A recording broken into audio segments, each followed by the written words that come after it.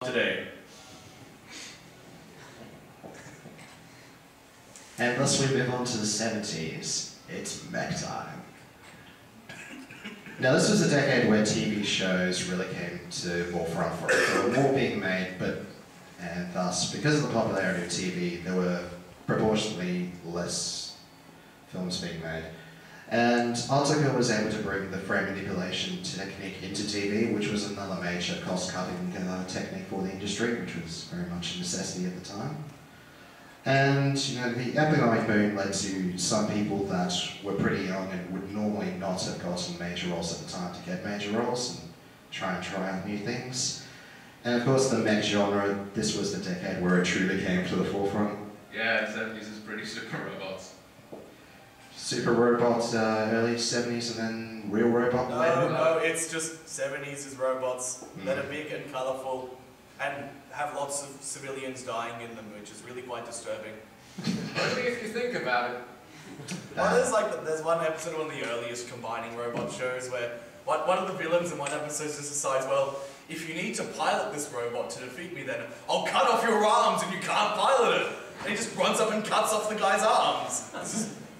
Whoa, that's dark! And then he gets prosthetic arms, which are completely fine, and he's happy again. Because it's a kids' show. Yep. Those kid shows in Japan had much different standards.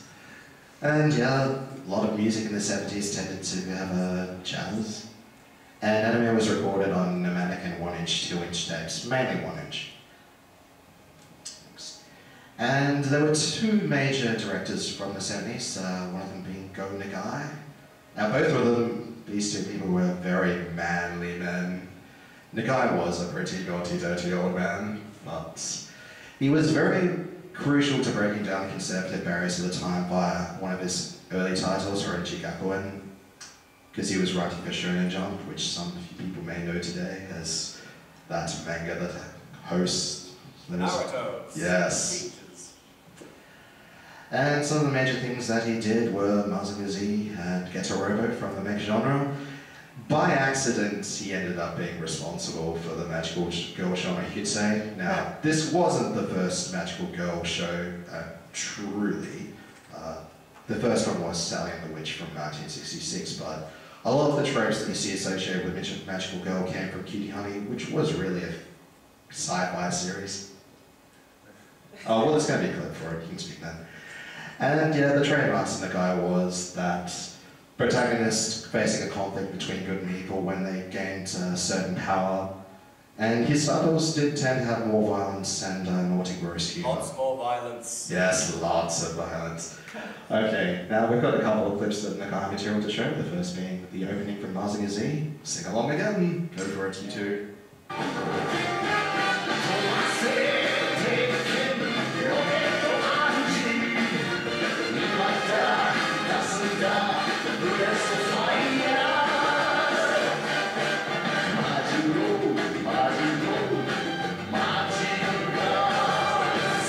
Like I said, he was mad.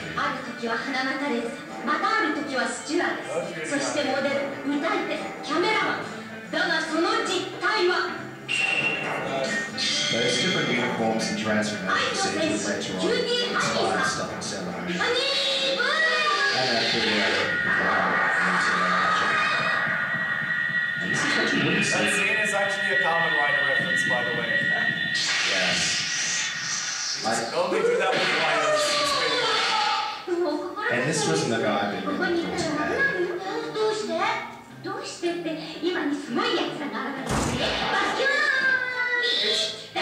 Way less dirty than the manga. Yeah. The comic's pretty terrifying with its perversion. It's got, like, in the first volume, there's like a high school student who looks like a male gang boss, including the chest hair. I would like, just Nagai. And there's like a bunch of lesbian relationships, but then everyone dies. Yeah, that's Nagai for you. Yeah, pretty crazy. And then everyone dies, it's pretty Nagai. I would like to point out that that was pretty popular for its time. 11% rating was its average, which is better than almost anything for anime in the modern times, eh? For reference, a good rating percentage these days for a cartoon in Japan is about 6-7% of the total viewership in Japan. And the other major director of the time was Leiji Matsumoto. Now, Matsumoto was forced to be the producer of shoujo manga, i.e. manga directed more towards females, for nearly 2 decades, and this was something he really didn't enjoy at all. So when he finally got the opportunity to become a director in the early 70s, he really cut loose with a manga that he'd been writing himself before that in this decade. And titles like that, Space Battleship Yamato, Harlock, Galaxy Express 999, those are all very great series from that decade. And the things that you would expect to see in a Matsumoto series would be space opera. He loved his space opera. He would portray a lot of very cruel, grim reality versus the resilient human spirit in the face of trial.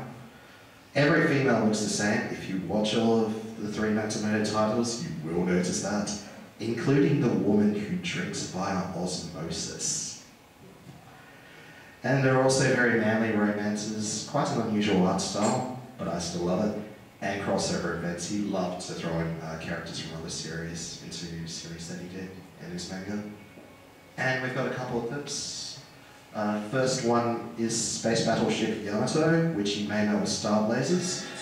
This is the wave motion cannon weapon. Yes. This is the one where they fire it at the floating island, which they don't think they are going to blow up.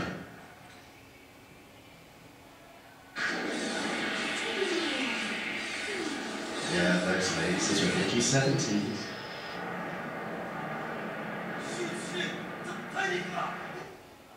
Also, I just love. Yeah, I just love this. I love how Silver Age sci-fi it is. You know, oh, there's a floating island on Jupiter. Yeah, Jupiter floating just in has gas. continents that float around.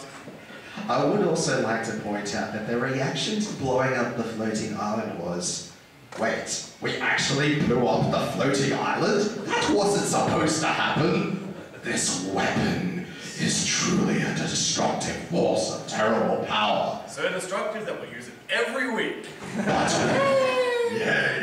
But we must be careful with how we use it. So we're using it in everything. Okay, the other time. Not as our first resort, because then the episode would end. Yes. Of course. Basically, it's a laser cannon that shoots out concentrated plot, and anything it targets will instantly end the episode. Okay, our other clip is from Galaxy Express 999. 113 episodes of a boy traipsing across the universe in search of a mechanical body, with an awesome woman by his side. In a space train. Yes. So his mother is shot and dead in episode 1 by cyborgs, and Matel allows him to board the Galaxy Express 999. Very tricky stuff. So stuff like discrimination in episode 16, flying cows and zero gravity in episode 21, I think this was. Yes, war being used as entertainment in about episode 47, I think. Oh, do I not shoot the insect baby in episode 55? Oh yeah, Tetsuro has the most annoying voice ever. He took out an entire planet with that 64. And the crossover event, that was Maytel versus Harlock in episode 80, I think. Yeah. But basically, Matsumoto really liked to... There was a fairly confronting series. There was a lot of discrimination and truths about reality that he confronted. It can seem very melancholic, but it was such a feel-good series despite that. You just had to love the idea that Tetsuro would always, even though he probably didn't deserve it, get out of some really ridiculous It's probably situation. enough on Matsumoto. Yeah. No, it's not. No, it's not. But yeah, we should move on. No, we're moving on anyway. Yeah, because we do have limited time. Oh, right, girls. Yes. Girls shows now. Ew. Yes, we would like to point out in the 70s. Joke. We would like to point out in the 70s, this was also where females started becoming fairly prominent in the industry. And the main conduit for this was the Year 24 group, which was formed in '73, which was mainly composed of females born in and around the year 1949. Well, yeah, the impetus for that is really just this one editor at, I forget the magazine, but he's going, you know what would possibly work? If we got girls to write comics for girls. Yes, because Tezuka was pretty much the only person until then that was actually trying to write shoujo manga at all. And the three people that were most important within Grid 24 were Keiko Takamiya, who excelled both at shoujo and shonen actually. Tour Terror was one of her more popular titles. And there was Moto Hagio, who wrote some pretty dark and psychologically complex material. And also just wacky crime, like... the crazy crime stories. Yeah, like from Morocco with Love. Yeah. It's just, you know, it's basically just a heist movie over and over again. It's hard to get hold of material, but if you do want to check her out, get hold of A Drunken Dream and Other Stories. It's a very good book, purchase for only about $30. But perhaps the most notable was Ryoko Ikeda, who had fairly French and Russian influences into her work, but her most popular series, Rose of Versailles from 1979, is probably the first series you could say, now this is what modern shoujo looks like. We'll play a clip of that now, Simeon. Just the trademarks that we'll expect from it. Next one. The basic plot is, it's set in the French Revolution, and this man here wanted a boy. Oscar is a girl, so he makes Oscar a boy. By just saying that he would be a boy, raising as a boy. And she enters the French army, royal army. And Marie Antoinette is smitten with her. And there's some of your trademarks, you know, flowers, sparkle, sparkle, bubble, bubble, just the things you would expect of shoujo. Okay. And some other important things to remember about the 70s, this was when important studios, particularly Studio Sunrise, who are pretty much one of the big dogs of today, formed. That fairly mech influence and were fueled in the early days by Yoshiyuki Tomino, who was pretty integral towards the mech genre push. Then Nagahama. Yes.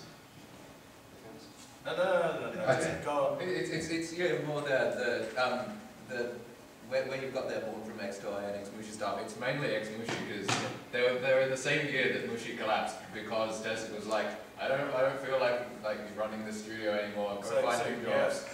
You're all fired. Hope you make a new studio. So they went, okay, we'll make our own studio, but there's still some of your other good employees while we do it. He didn't live much longer though. I think he passed away at 82. It was the 80s. But yeah, that's still like 9 years later. Yeah. And there were some other major franchises formed this decade. Mobile Suit Gundam, you probably heard of Gundam. Lupin the Third, another one you probably know. And titles like AJASChan, another of the crime fighting team. And two of the major singers of the time, which you would have heard, singing the Mazinger Z OP was Michiro Mizuki, who everyone refers to as Aniki. He's pretty cool. And then the more manly Sal Sasaki, who sang that sound bit for Night. I think that's probably cooler because Aniki wears like a red leather jacket when he performs on stage. And he'll still pop up 40 years later on big stages to a full crowd and sing like the Mazinger Z opening. And everyone will cheer it because it's great. And the other important thing to know about the 70s was Miyazaki and Takahata, who had trouble getting hold of work after the failure of Horus, started directing their own work in the late 70s. Future Boy Conan and Lupin the Cagliostro movie were... You saw that on Friday, right? Yes. Put your hands up if you saw it. Yes, there was some. Yes, it's more than a quarter. That's pretty good. Well, of course, you know, SBS shows it about every 2 months, so it's not like you have it at the charts. It should be every month. It should be every week.